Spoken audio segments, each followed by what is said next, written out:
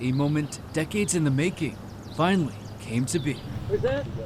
82 years after his death fighting in the Second World War, Private Willard D. Merrill was finally laid to rest in a proper burial in Dover Cemetery Monday morning.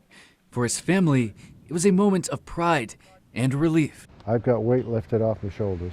Enlisting in the Army alongside his older brother, Barton Jr., the two faced insurmountable odds when Japanese forces overtook the Bataan Peninsula in 1942. The brothers survived the cruel 65-mile Bataan Death March, but months later died as prisoners of war, only hours apart from each other. While Barton Jr. was identified and buried in Manila, Willard remained an unknown soldier. That was until August of last year, when the Defense WWII accounting agency informed the Merrill family Willard was accounted for. They did an outstanding job. Willard was now ready to return home, but Barton Jr. still remains in Manila, putting a long-standing family promise that the two be buried together on hold for now. They were two like one.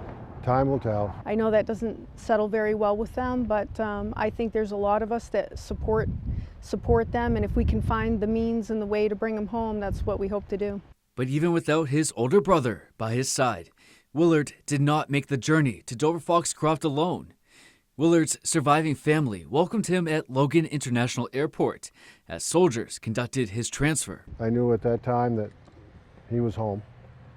He wasn't in Maine yet, but he was home. But a surprise gesture of honor and patriotism gave the 21-year-old a long-awaited homecoming. First responders from the southern edge of Maine and on gathered on highway overpasses. It was an extreme surprise. We had officers that were on duty, had parked their vehicle side the road and were standing saluting when we went by, right in the middle of the pouring rain. I mean, that says a lot right there. It was incredible and it was emotional. His hometown of Dover Foxcroft awaited his arrival. It was just magnificent. Monday morning, a community embraced a brother as he was laid to rest at home, lost no more. They're very empathetic and passionate about Willard's story. It made me feel proud. He was a tail gunner of a B-17. Greenville resident Tom Levine's older brother, Richard, survived the Bataan Death March alongside the two Merrills. I'm telling you what, veterans are all brothers.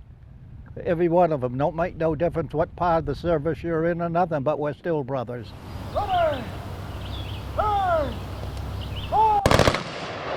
As the flag once draped over Willard's casket was handed to his nephew and niece, it etched the final pages of a chapter in the Merrill family story that's long but over.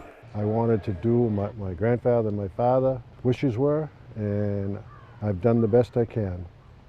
If I can bring the other brother home by a miracle, I will.